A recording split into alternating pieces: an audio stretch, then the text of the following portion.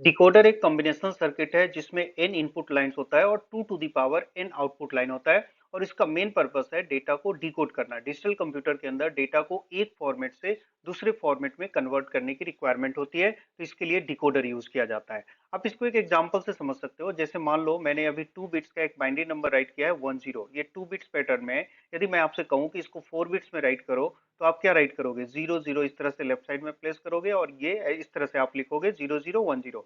यहाँ भी इसकी वैल्यू 10 है, यहाँ भी इसकी वैल्यू 10 है, बट दोनों का जो फॉर्मेट है वो चेंज हो गया है। यहाँ पे 2 बिट्स फॉर्मेट में आपने राइट किया हुआ है और यहाँ पे 4 बिट्स राइट फॉर्मेट में आपने राइट कर दिया।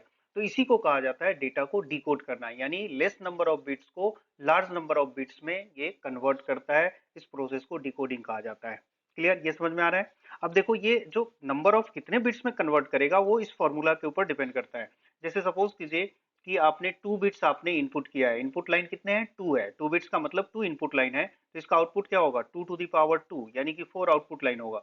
तो इसको आप इस तरह से एक ब्लॉक डायग्राम से मैं बता रहा हूँ कि यहाँ पर आपने इनपुट किया है 2 सिग्नल और आउटपुट 1 2 3 4। इसको आप नेम इस तरह से राइट कर सकते हो, x0 x1 x2 x3।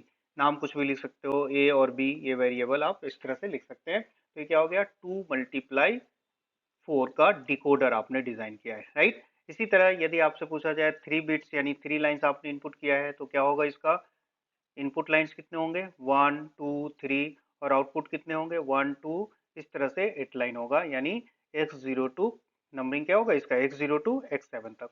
तो इस तरह से इसको कह सकते हो 3/8 डिकोडर। तो आपके एग्जाम में क्वेश्चन आता है 3/8 डिकोडर या 2/4 डिकोडर को एक्सप्लेन करो, तो इस तरह से आप समझा सकते हो। क्लियर? इसमें तो कोई कंफ्यूजन नहीं होना चाहिए।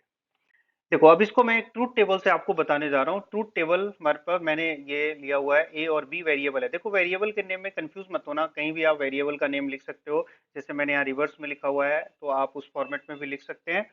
और ए और बी, और इसको आप ट्रूथ टेबल 2 बिट्स में देखो मैंने बनाया हुआ है, 0 0 0 1 1 0 1 1, राइट? अब इसमें एक चीज मैंने पहले भी बता रखा है, ये 0 है 1 है, समझने के लिए आप ऐसा कर सकते हो, ये नंबरिंग 0 1 2 3, यानी याद रखने का आसान तरीका है। ये 0 की बाइनरी है, ये 1 2 और ये 3। तो आप देख रहे हो जो 0 बाइनरी है वो आउटपुट 0 वाले को मैंने यहाँ पर ट्रू किया हुआ है, यानी 1 कर दिया है।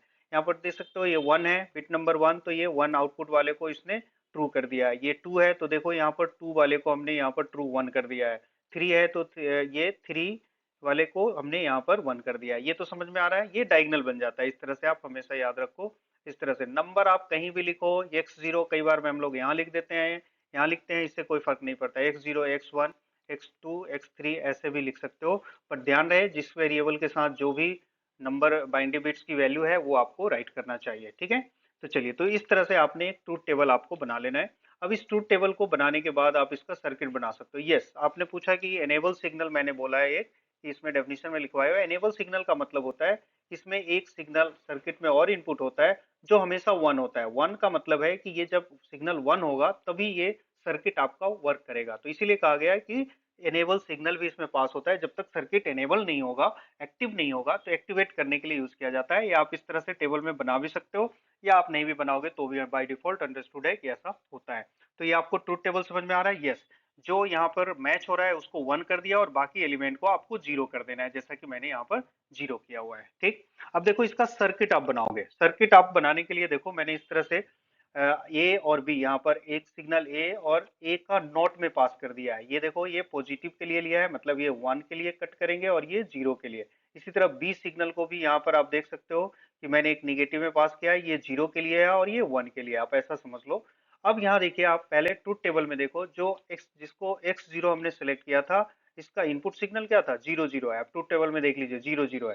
तो 0 0 है, तो इसका मतलब है कि ये 0 वाले सिग्नल, यानी ए के नॉट से और यहाँ बी नॉट से हमने इसको कट कर लिया। देख रहे हो आप? इस तरह से आपने कट किया और ये आउटपुट क्या आ गया? x।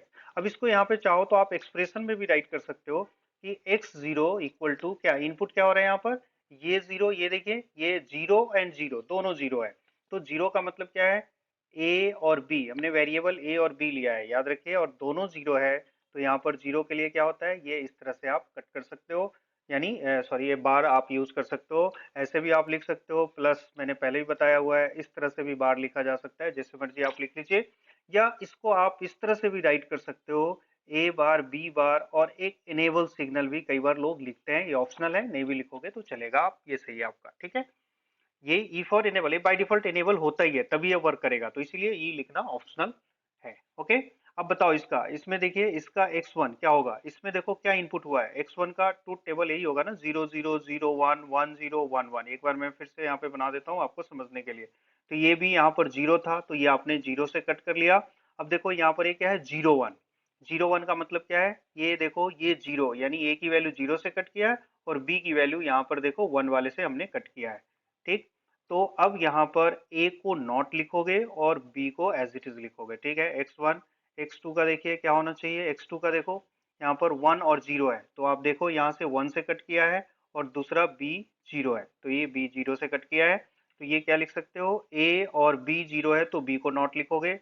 यहाँ पे देखिए इसका x3, यस, बता सकते हो इसमें, ये देखो दोनों वन है, तो ये भी वन से कट किया है और ये भी वन से कट किया है मैंने, तो इसका क्या होगा, ए और बी, इसमें किसी के ऊपर नॉट नहीं लगाओगे, ठीक है। तो इस तरह से आपको सर्किट भी बना देना चाहिए, और इन सब का ये बुलियन एक्सप्रेशन भी आपको राइट कर देना चाहिए। डिकोडर में आपको इतना ही करना होता है। अब 3 बाई देखो, 3 बाई 8 का डिकोडर होगा, तो याद रखना यहाँ पर ए बी सी तीन इनपुट हो जाएंगे, और इसके आउटपुट कितने होंगे, 8 आउटपुट होंगे, तो पैटर्न बिल्कुल सेम है, इसी पैटर्न को आप फॉलो करोगे। यस, ये एंड गेट है, ये एंड गेट मैंने बनाया हुआ है, देखो डायग्राम आप भी नहीं बना पाते हो अच्छी तरह से, तो यहाँ पे एंड आप लिख देना, ताकि एग्जामिनर को समझ में आ जाए कि आपने बनाया है, ठीक है। हो गया क्लियर। देखो एनकोडर भी एक कॉम्बिनेशन सर्किट है जो डिकोडर का रिवर्स फंक्शन परफॉर्म करता है। इसमें 2 to the power n input lines होते हैं और n आउटपुट लाइन होता है। आपको याद हो तो डिकोडर में क्या बताया था मैंने, n इनपुट लाइंस होते हैं, इसमें n आउटपुट लाइन होता है, बिल्कुल उसका रिवर्स कर देना है आपको। अब इसको आप एक ब्लॉक डायग्राम से आप इस तरह से समझो, जैसे ये देखिए, इसमें मैं अभी आपको 4x2 एनकोडर मैं आपको डिजाइन करके बताने जा रहा हूँ। 4x2 का मतलब क्या है, 4 इनपुट होंगे इसमें, ये देखिए इस तरह से 4 इनपुट और 2 आउटपुट होगा। इसको मैं y0 y1 कंसीडर करता हूँ, इसको मैंने x0 x1 x2 x3, yes number, इसमें कंफ्यूज मत होना आप लोग, ना समझ में आए कुछ भी ABCD आप ले लेना बस, जहां भी जैसे लिखते हो वो पोजीशन उसको मेंटेन रखना है, बाकी आप कोई भी वेरिएबल ले सकते हैं, ठीक है। तो ये ब्लॉक डायग्राम आपको समझ में आ रहा है, ठीक है। अब देखो इसको एक ट्रूथ टेबल से हम लोग समझते हैं। ये ट्रूथ टेबल में इसमें देखो ये रिवर्स बनेगा, ये इनपुट पार्ट है, यहाँ पे देखिए ये x0 x1 x2 x3 और y0 y1 ऐसा मैंने लिया है, ठीक। यहाँ पर टेबल ऐसे ही बनाना है, 00 01 10 11, ये भी आपको समझ में आ रहा है। रूल वही है जो अभी पिछले एग्जाम्पल में मैंने बताया था आपको। यहाँ पर 00 है, तो देखो ये जीरो वाले सिग्नल है, इसको ये देखो ये जीरो है, ये वन है, ये टू है, ये थ्री है, तो ये जीरो वाले सिग्नल को एक्टिव कर दो। ये वन है तो वन वाले सिग्नल को देखो एक्टिव कर दिया, ये टू है देन टू वाले सिग्नल को एक्टिव कर दो, ये थ्री है देन थ्री वाले सिग्नल को एक्टिव कर दो। इसी वजह से मैं यहाँ नंबरिंग के फॉर्मेट में लेता हूँ 0 1 2 3, ताकि आपको इजिली आप याद रख सको, राइट। तो इस तरह से आपने एक टेबल बना लिया, ये तो समझ में आ रहा है। और ये जो 0 1 आपने सेट कर दिया, उसके बाद जो एलिमेंट बच गए उसको क्या करना है, जीरो करना है, ये आपको समझ में आ रहा होगा, ये जीरो सारे जीरो कर दिए।